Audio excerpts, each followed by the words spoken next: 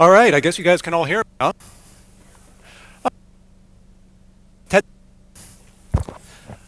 welcome to Kittens on Fire. I'm your host, Colin McComb, and first, before I get into the rest of this, I would like to assure you that I am not going to be setting any kittens on fire on stage here today. First, because I couldn't get any short notice, and second, because they're really hard to keep. The truth is, I actually just needed a catchy name, and I figured papering over a boring topic with a catchy title would get the people in here. So, I really appreciate you guys buying into that. Thank you. It turns out that, essentially what we're doing today is kind of papering over those truths. Essentially about masking the mechanical systems of a game's design with narrative and environmental tricks. So I haven't entirely misled you. If it helps, you can consider narrative designers to be flaming kittens, in that we get everywhere and we set your whole game on fire. So with the cruel imagery out of the way, let me introduce myself. As I mentioned, I'm Colin McComb. I've been designing games since 1991, starting at TSR, the original publishers of Dungeons and Dragons. I started that job straight out of college. Philosophy majors? Any philosophy majors in here? No? All right. Well, we're the best. Anyway, I started immediately working on adventures and accessories for the games that I had loved since I was a boy. Creating worlds, working on others like Dragonlance and Ravenloft and Planescape. Side note, I also wrote the complete Book of Elves in that time.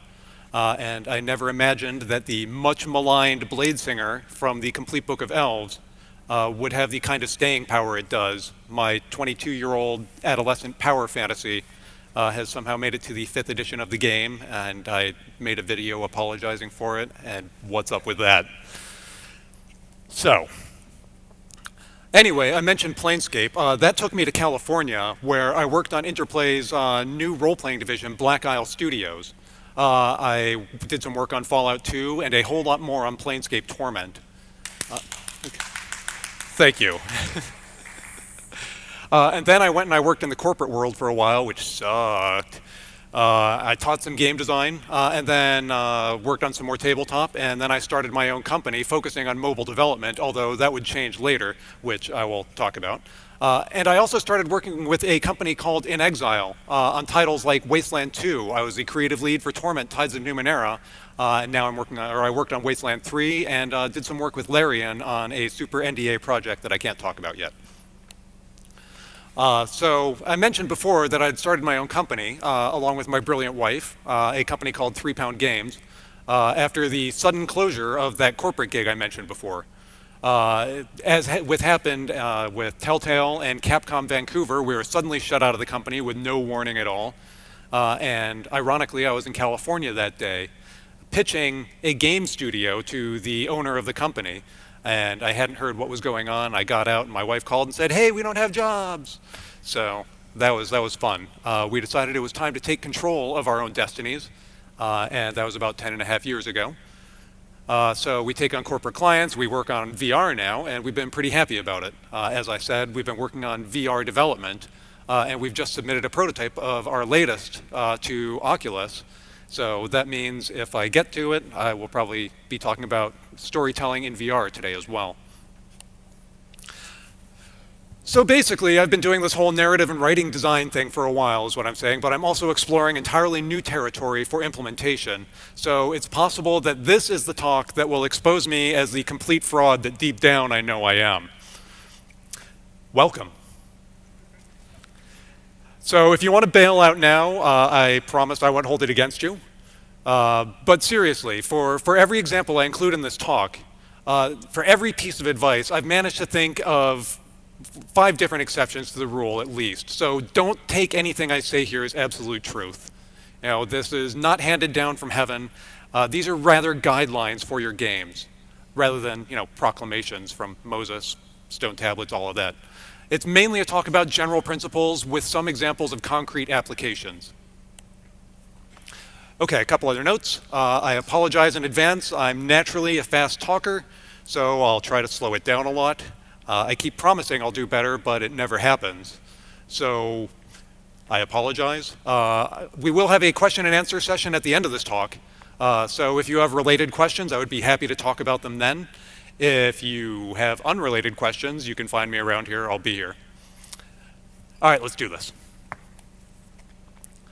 All right, so we're talking about stories today, about immersive development in stories. There are multiple kinds of stories that we can use in video games, those being emergent stories that happen from, well, I'll get into these. You can read here yourselves. Procedurally generated stories and scripted narratives. The cool thing about emergent narratives is that they're stories that are not really authored by anybody. They're not authored by a single person. They're authored by the player. They're authored by the mechanics. They're stories that emerge from the interaction between players and the systems that govern gameplay. They're random and transient and ephemeral things that only ever exist for one person at one moment in time. Also, you can see the Slime Rancher thing there. I should mention, fair disclosure, that our company is working with Monomi Park to bring Slime Rancher to VR. And it'll be free. Next, we have procedural narrative. This is a story built from pre-generated story bits and then tied deeply into gameplay. It informs your objectives. It's sort of a mix and match between emergent and scripted narrative. The cool thing is that there is some writing needed for it. You get a huge variability in story. People generally don't get the same story twice, although they will see the same bits of story from game to game.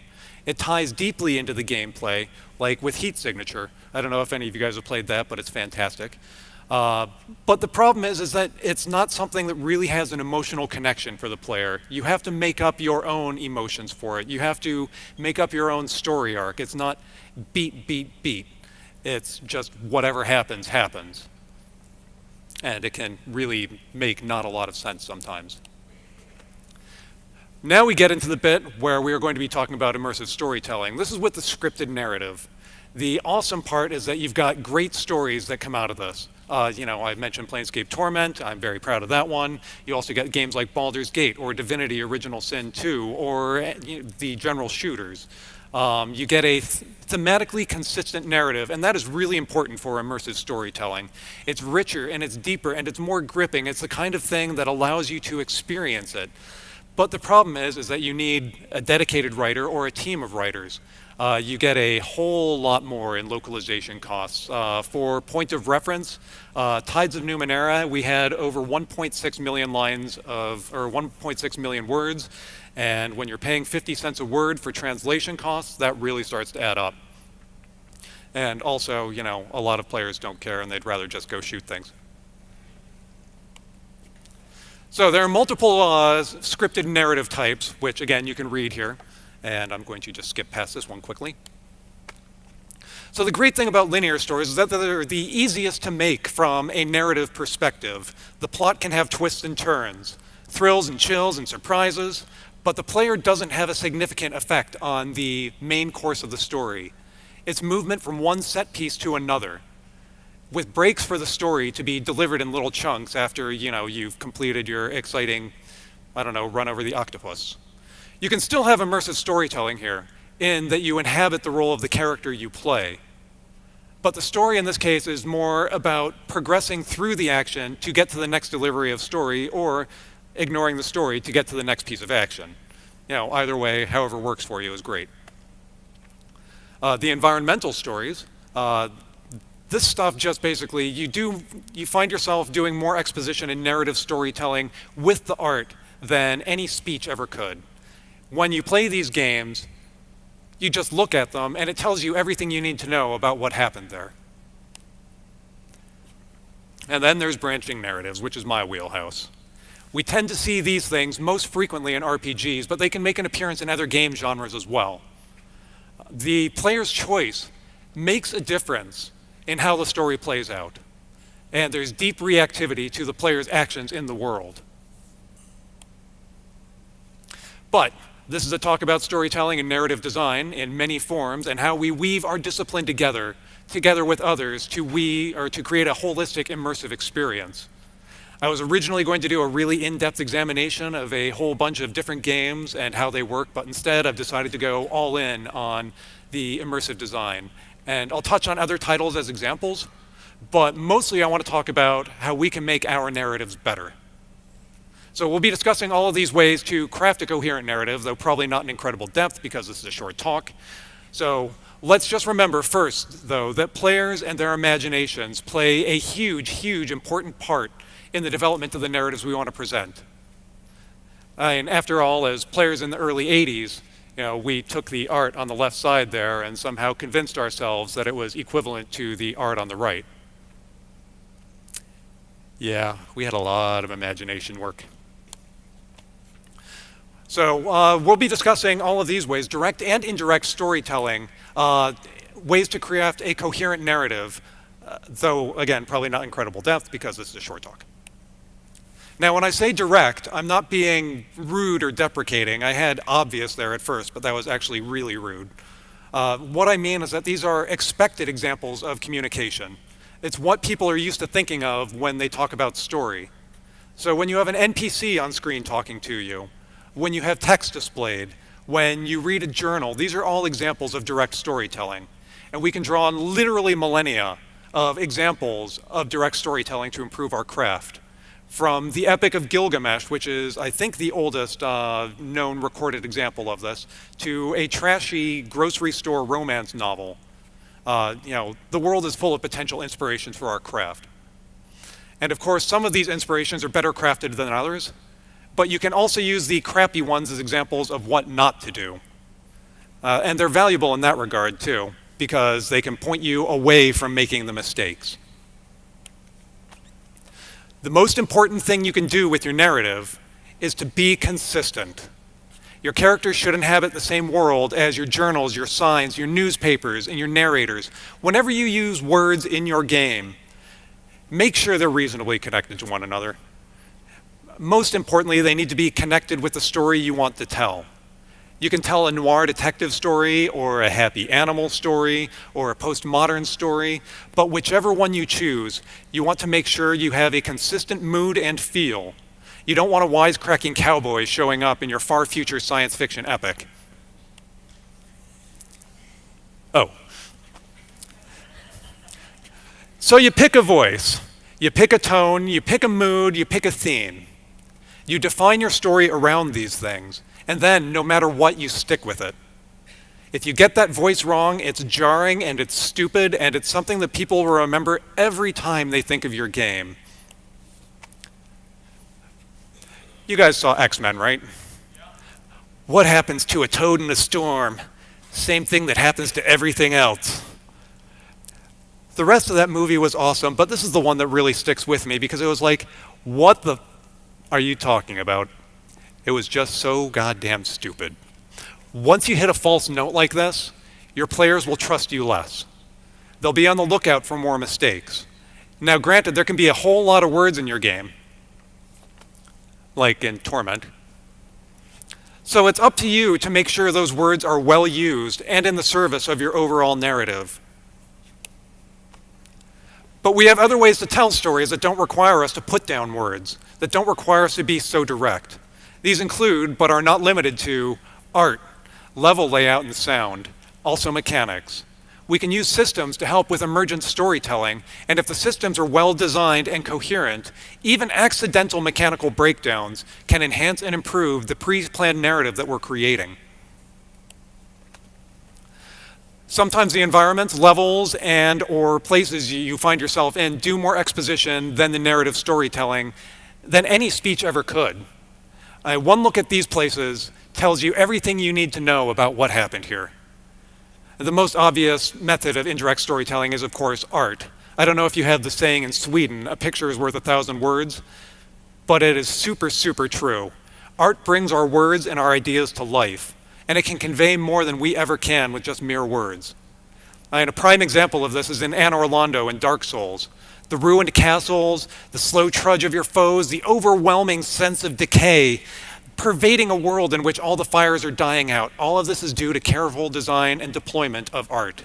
All of it in service to creating this narrative that runs through Dark Souls. And plus, Dark Souls is just so good.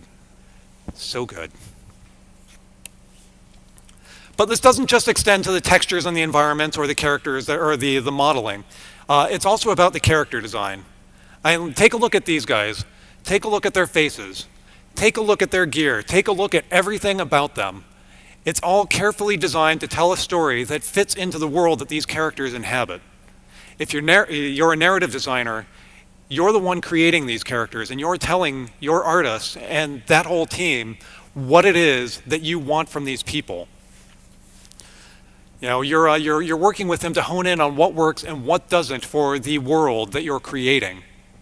And then you try to integrate these characters as seamlessly as possible into the world. Never, ever, ever discount your artist. Which leads to tip 2, make friends with your art team. Because not only are artists really generally cool people, they also have a stronger visual vocabulary than you do, most likely. At least they should. The artists I've worked with generally come up with backstories for the pieces that they're working on. And if you can incorporate their stories into your narrative, your game will be better. They're equally creative, but just in a different direction, and you would be wise to listen to their ideas. And in addition, you know, I hate to say it, but art sells the game. If the graphics aren't good, people aren't going to be as interested, and they're less likely to give your game a chance. Overcoming bad art is a huge, huge hurdle. So if you can help define the direction of the art team, you're helping to immerse the players in your game, and everything will be better for it. Now, of course, art is responsible for a lot of environmental storytelling, but it's not the end-all of it. And of course, we can use props and stage scenes, like a skeleton sitting on a toilet surrounded by pornographic magazines. And that tells you a lot about the game right there. A well-lit, well-textured level with scripted events is another kind of environmental storytelling. If you've ever played the original BioShock, it does a masterful job at this. We can piece together scenes of horror and the breakdown of Andrew Ryan's utopia without ever picking up an audiobook, without ever listening to somebody speak. But there are other ways we can do it as well. We can use our game systems to create a personal narrative, somewhat like emergent gameplay, but in a more directed way, and I will get to that in a bit. So, we need to talk about what must happen in a story for it to advance. Wait, this is a slide from an old presentation, my bad. Tip 3, make friends with your level designers. This should really go without saying, because level design is one of the most important parts of developing your story. Make friends with your sound designers too. What does your monster sound like when it charges? Does the spaceship you're on have a constantly cycling generator noise? Is there stuff coming over the loudspeakers? Is the generator pulsing? Is it silent? When you enter the sewers, do you hear the splash of water, the chittering of rats, possibly a gigantic sewer alligator heaving itself out to eat you? Your sound designer will want to know these things. Sometime when you're playing a game, try turning off your audio. You'll notice how quickly you lose immersion. Suddenly it's just pictures on a screen and it's really divorced from your reality. One of my old producers told me a story about focus tests that they used to run, where they would present the same gameplay but with different sound bites, and without fail, people thought that the gameplay with the better remastered sound was more effective, that their weapons actually hit harder, that they were doing more damage. They thought that the art had gotten better just because the sound had gotten better, but nothing had changed but the sound. So yeah, make friends with your sound designers. You know where this is going by now. Make good good relationships with everybody on your team. So what this all amounts to is world building. It's levels, it's environmental storytelling, it's sound, it's art, it's the character and the lore. It's the situations we provide to the player and the encounters. And it's really more than just, assembling lore and background, more than making a map that holds everything together. I'm going to take a brief digression here and tell you about some cool world building. Back in the day, I worked, as I mentioned, at TSR, and this was the first big map that I ever put together for a product called Thunder Rift. And I was so proud of this thing. Notice the incredible detail there and the lovingly rendered rivers. And I passed it over to the cartographers, and they said, no, this is a nice map, but rivers don't work like that. So that was cool. So, okay, great, Colin, you say. That's cool. You've told me how to tell stories in games. You've told me to be friends with my team. Good, we've got that. But how do you actually make them immersive? We've got our themes. We've got our mood. We've got our style. We've got all of that defined. We've got art and sound on board. We're working with the level designers and the programmers. Basically, we've been assembling all of the pieces together, and now it's time to put them into play. As I mentioned before, all of our elements work together to create a coherent whole. Every discipline informs the others. So one important feature of narrative design is that it's not our story, right? It's the player's story. We're delivering it to them. We're delivering the pieces to them, but they're the ones who are doing the hard work here. We want our players to feel in control. We want them to explore. We want them to connect the dots. We want them to make the choices, and we want the narrative to reflect those choices. And because of that, we need to make sure that our systems support those choices. This is where our friendship with the programmers comes in. By defining our moods and themes early in the project, our teammates can develop the necessary framework and the mechanics to develop those choices. From moment to moment in the game, our core gameplay loop can focus on and reinforce those choices.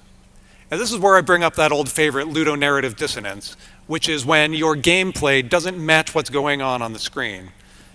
That is a surefire way to get people out of the game. If you are about to fight the boss and suddenly you have a little puzzle match 3 mini game coming up, you're going to be like, yeah, okay, I'm fighting a boss. There's no impact to it. You want to make sure that everything you are doing in your game works together as a cohesive whole. So as I mentioned before, level design is a marriage of all of our disciplines, sound and art and mechanics. And it's level design that will sell our experience. Do we want to encourage our players to explore every inch of the world? Then we should place rewards in its far corners. Loot boxes or neat lore or beautiful vistas. We want our players to feel that their exploring has been rewarded with little, I don't know, bonus pellets, I guess. If we neglect to reward them for their travel, pretty soon they're going to stop looking and then just focus on advancing through the game. If our game's about survival or horror or mistrust, we want to keep our players on our toes. Surprise monsters or traps or gruesome scripted events that lurk behind corners will keep our players alert. If it's a more thoughtful, philosophical, slow-paced game, we'll want to include those elements at key points in the game. Fallen monuments, for instance, plaques or NPCs who will talk about those things. We help our players build intuition around the game that we're presenting to them. They learn the rules of our world via the level design, and then they start making their own stories. Our job is to facilitate that creation, the creation of their stories that they're going to remember, and then make sure that their mental models match up with what we're trying to do for them. No trash mobs. It's not just about the placement of monsters, it's about the encounters. Every encounter should reinforce our story. Every encounter should reinforce our themes and our mood. We don't include encounters or situations just because they appeal to us at that moment. We do it because they serve the purpose of the narrative. Even something as simple as, say, escaping a room can be a part of this immersive approach. But first, we would need a compelling reason to leave the room. And let's say, oh, I don't know, that it's on fire. Because you set a kitten on fire, you monster. But the door is locked, probably because you wanted to set fire to that kitten in peace. And now you need to find the key. Ooh, we got dramatic tension. All right, the fire advances on us every turn. Ooh, now we got mechanical tension. And more fire is popping up because the kitten, being on fire, is running around the room and setting fire to the drapes and the couch and our pants. So our fine artists are reinforcing the tension with that flame, that really realistic, beautiful flame. And our audio team is reinforcing that tension with the flames crackling up our pants about to set our crotch on fire. Now, when we do manage to escape the room at last, we're rewarded with our continued survival. But we should have a narrative reason for this as well. We have more kittens to find, after all. We're uncovering more about ourselves and our motives in this game. Hey, and holy crap, we're discovering this narrative is that we're monsters. I hope you guys have learned something valuable about yourselves today. Basically what I'm saying is that narrative designers sit in a remarkably privileged position on the team. I'm not saying we're the most important part of the team, but we do have influence over nearly every aspect of development. If we're properly utilized, a narrative designer reaches into programming, we reach into level design, we reach into audio, we reach into art, and we bind all of those disciplines together to create a coherent whole. And also, we suck the juices out of those people and wrap them in webs, and we never let them leave. Game storytelling is still in its infancy. As much as we want to tell ourselves that we're at our peak, the truth is we're still developing our craft. And part of this is because for many gamers, for many games, story is a secondary consideration. It's a piece of fluff added for a little dramatic and narrative tension, sometimes put on there at the end just sort of to say, oh, hey, by the way, we need a story. I knew a designer who was once told, what you do is literally the least important part of this project. And it turns out that game just sank. In certain cases, it might be true. Who needs a deep and immersive story for Bejeweled or Flappy Bird? Maybe you tell yourselves some, but I don't. It's mostly just drooling. Full-time narrative designers tend to come from backgrounds like novels or theater or film. Each of these imposes its own structure on storytelling, and sometimes it becomes difficult for traditional storytellers to adjust to a new medium. But because it's a relatively young medium, we can experiment with it, and we can make our own mistakes, and we can forge our own path. So let me wrap this up. Why is narrative important? Well, it's because it's about providing a context for the game. It's a way for us to interact with the mechanics that make them meaningful to us. We play the mechanics, but narrative connects us to everything that has come beforehand. And as designers, it's our job to make that experience worth our players' time. And as a side note, while we're speaking about time, since I know many of you are students and looking to break into the industry, please value your own time. Don't let anyone take advantage of your passion by scheduling you for crunch time. I mentioned this because of the Red Dead thing, because of the Telltale thing. All of that is a failure of management, and it should not reflect on you. You can be passionate about games without killing yourselves. Some crunch is generally inevitable because it's a scope issue, but it should never be celebrated. Thank you for coming to my TED Talk.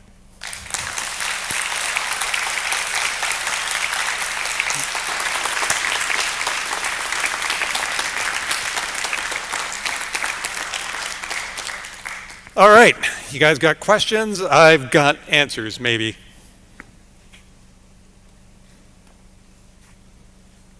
we have a question? Hi. Hello. You may remember me from such films as Yesterday. No, I do.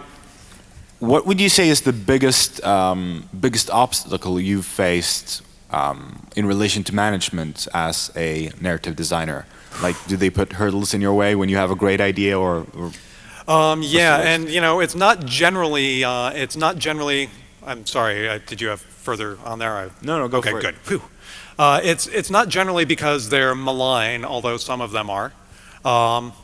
It's mostly because they've got schedules to think about. They've got scope to think about. They've got a ton of other factors that they need to consider.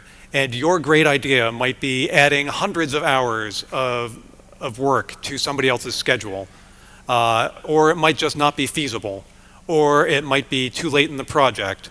I would like to say trust management, but it's but a lot of times they've really got the best interests of the whole game at heart, and they've got a viewpoint on it that we don't necessarily have.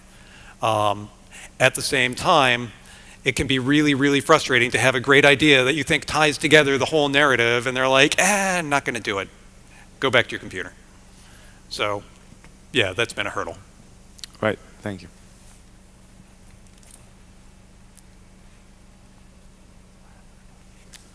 Hello there. I'm a composer for Street Fighter V and Resident Evil 6. I got a question for you. You mentioned that sound is very important for you. How about music? Do you have anything that you think about when you're writing the stories? Do you have a music style in mind? You know, when I'm writing, I tend to put music on, and I do think about, you know, what it could sound like, but I am not a trained musician. So I, you know, provide notes to the composer like, okay, this would be really cool here. What I'm looking for is something eerie and atmospheric and also reminiscent of abortions. Oh. Or, you know, whatever the case may be. All right. But yeah, so, you know, I'm not going to say, okay, so, you know, first you should start off in D minor and then, you know, go to an A and then move to an F, you know, because that would, I don't know if that makes anything good. Actually, I think that's the opening bit to The Man Who Sold the World. All right, But thanks. yeah, no, I don't tell the composer what to do. I just ask them for what I would like to hear. All right, thank you. So I would like to ask you how you communicate with the team. How do you tell your team what story you're trying to tell? How do you mean exactly? Yeah, so say you have to talk to the art team, for example. How do you speak with the art team? Do you set up like a presentation for the whole art team, or do you speak with each individual? Or? Oh, yeah, okay. So generally, you know, I write up a document or something that they can reference. They can look at it and they can go, okay, cool, I've got questions about this. And then I would also want to go and talk to the art team as a whole. And then when they are working on specific aspects of the game, I will go and talk to individuals about those specific aspects. Okay. So, you know, in order to make sure that we're all on the same page, and sometimes they come up with better ideas than I had, and I get to go back and revise what I had done before. Yeah, thank you. Thank you. Hello? Over here. Oh, hello. Hello. So, do you have any tips for designing gameplay around narrative to have the player feel like it makes sense to do what they're doing, but it's still fun gameplay and it's immersive storytelling all in one, you know? Boy, that's a really good question. Any tips?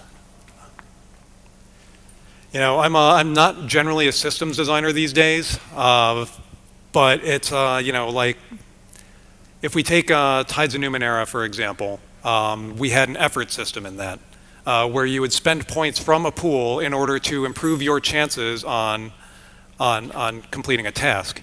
And that pool would be depleted until your next rest. And so you could choose to succeed in a certain task in dialogue, for instance, to convince a woman to sell you this poor child she's about to enslave. But there's a possibility that you're going to run into another really interesting choice later that you just got nothing for. And so you're husbanding your points, you're husbanding your resources, and you're trying to make sure that these choices, boy, let me start over here. I just totally lost my thought. I apologize. Jet lag. So you're trying to make sure that these resources are husbanded carefully so that the player says, okay, I've got this pool that I don't want to spend, but at the same time I do want to spend because who knows when I'm going to need this later on. So it's really just a question of balancing the needs of the narrative against the needs of the mechanics, and hopefully you can come together in a whole. And I hope that sort of hodgepodge of an answer works for you.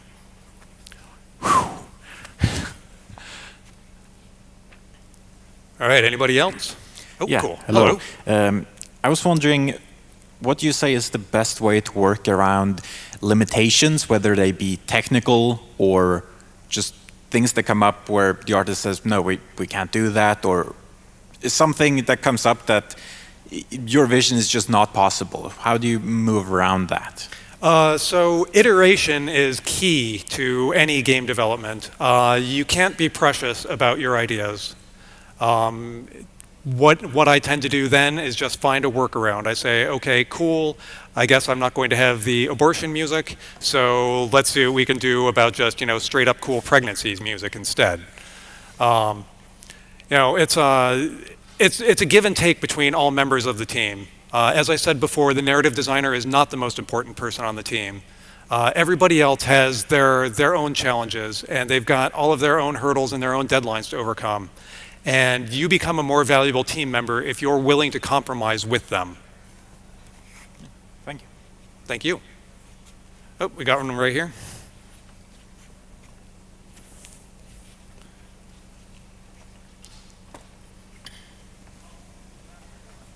Yeah, hi. Hello. How do you convince, a developing team that narrative is important? Because, some people are, people don't care about narrative, most just skip it. So how do you tell them it is important? Wow, in that case, I would find probably a new team member. Or you can show them a game that you thought has a really beautiful narrative that they should experience.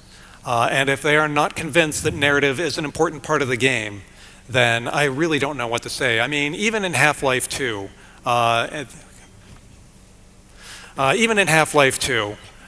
there's narrative in that, and that was emotionally affecting. At the end of episode 2, spoilers for an episode that's 10 years old now, Alex's father gets stolen away. I mean, for me, that was a heartbreaking moment.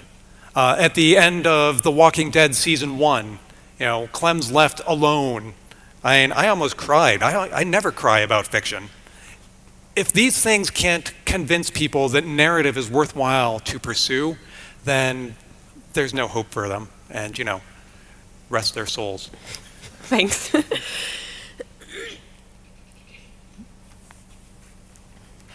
Hi. Hello.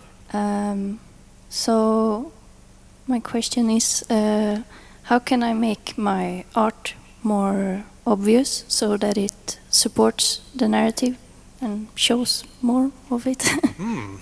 Wow. That's a beautiful question. Thank you.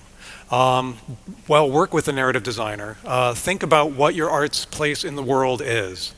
So what story is your art telling?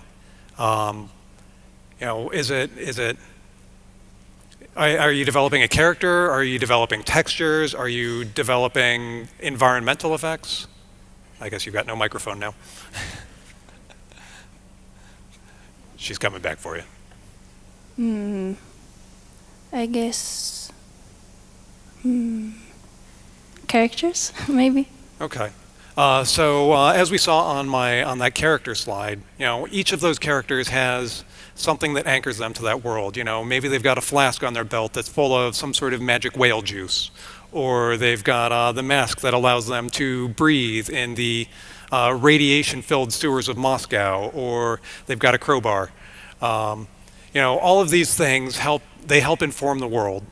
And if you're working with a narrative designer, then the two of you should be talking to each other frequently about what this character does, what it looks like, what the important things are that they have on their person, what their clothes look like, studying fashion models, for instance, not the models themselves, but the clothing styles, and doing research on historical fashion can also be really helpful.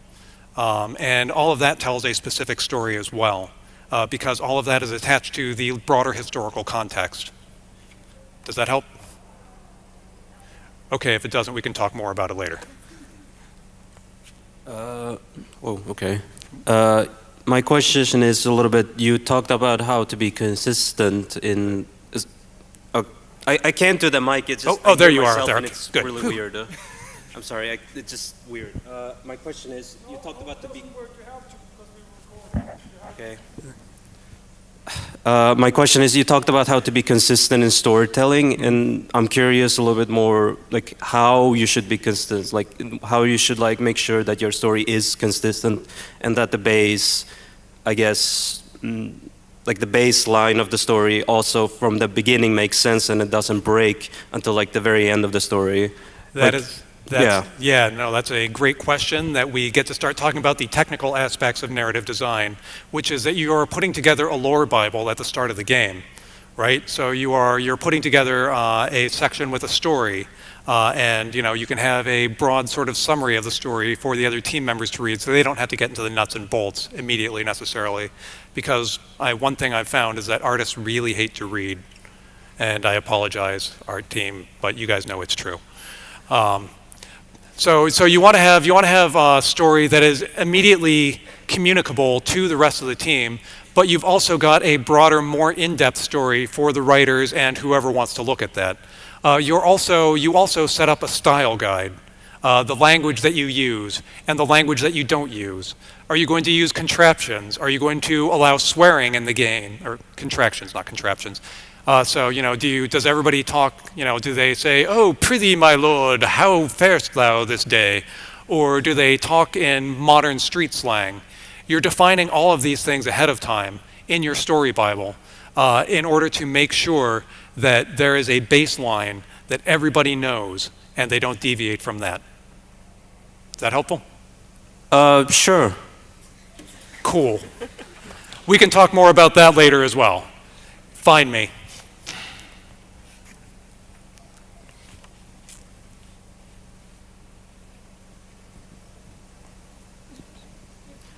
How do you become a better narrative designer? What do you research? What do you do? Let's see. Play a lot of games and figure out what works and what doesn't work. Watch films and take note of the stories and the dialogue. Go to theater and watch plays and watch how the actors on stage interact with each other, with the set, and with the audience as well. Read a lot of books. Read widely. Don't read just, science fiction and fantasy. Read some nonfiction. Read some history. Read some trashy grocery store romance novels. Make sure you've got a broad base of knowledge, and then the only other thing you can do is just practice, practice, practice. A lot of writing is just practicing writing, and you will get better and better at it the more you do it, and you'll find your own voice as well. Oh, we got one up here too.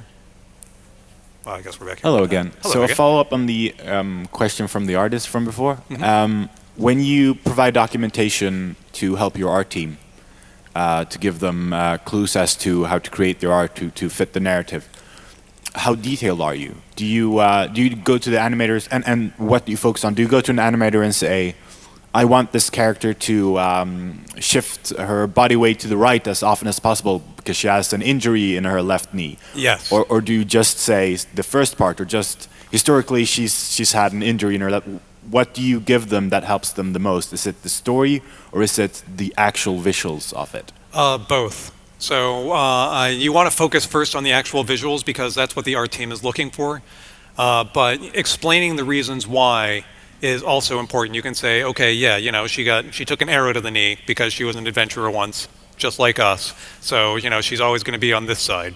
Or say, okay, well, she carries a necklace of healing potions around her neck because she, got stabbed in the stomach a bunch of times, and, now she's just constantly bleeding out.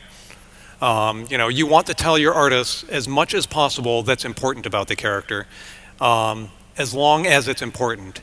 Let them add the decoration. Let them add the stuff that is, sort of secondary to the narrative, but you've got to let them know ahead of time what it is that they must know about this character to convey them effectively to the world. Hi. Hello. So what kind of text have you written? Have you produced the most? Like quest text, dialogue, and Dialogue, by far, yeah.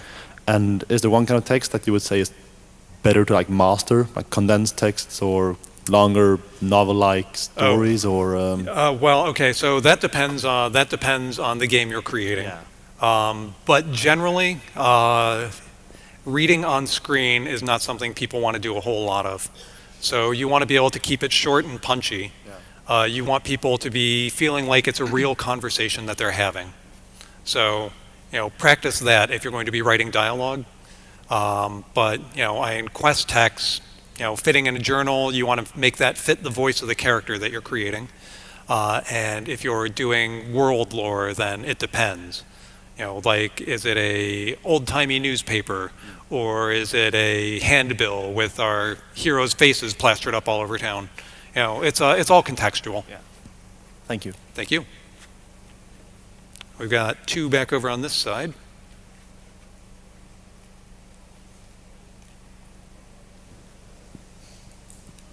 Hi. Hello. Thank you for a very valuable talk. Well, thank you. And also, you touched a little bit on Divinity Original Sin 2, and the modular narrative, and that's more and more of a thing. How do you think around sort of dividing up the narrative in that way and balancing that with, players want choice and they want all their choices to have payoff and consequences, and how do you work with that kind of narrative to still keep it manageable as a writer? That requires a ton of documentation. So in that case, we're working really carefully with the scripters. They're defining situations ahead of time. So as narrative designers, we first define the situations and we say, okay, these are some of the things that we would like to have happen here. And then the scripters say, okay, here's how we can make that happen. Or, haha, you're smoking a lot of pot today, go back and come back to me later. That doesn't happen too frequently, but occasionally, they just laugh at you. One important thing I think that many games don't take into account is that you want to keep failure interesting. You want to make sure that when people make these choices, that if they fail, they don't feel like, oh, well, shit, now I got to reload. You want them to keep progressing forward with as unbroken a stream of play as possible. And so I hope that answers your question. And if not, we'll talk later. Hello. Hello. I have a question about the outlook for the future. You as a narrative designer, do you think about how your story will hold up in the future in like 10 years? Do you know? Yes. Yes. And what do you do to make it hold up in that case? Just do the best I can. There's really, it's not a good use of your time, I think, to be worrying about your impact on history, because in 100 years we're all going to be dead. Not to bring the room down or anything, but in 1,000 years, who remembers who wrote stuff 1,000 years ago? Who remembers who wrote stuff 2,000 years ago? History will remember what we do or they won't. And all we can do is just do the best job that we can do in the present now and make sure that what we're doing is living our lives and writing the stuff that we write and creating the things that we create in a way that honors the experience that we have at this moment. Thank you. All right, we cool? All right, that was a great question to end on. I got to do a little existential moralizing. Fantastic. Thank you all so much.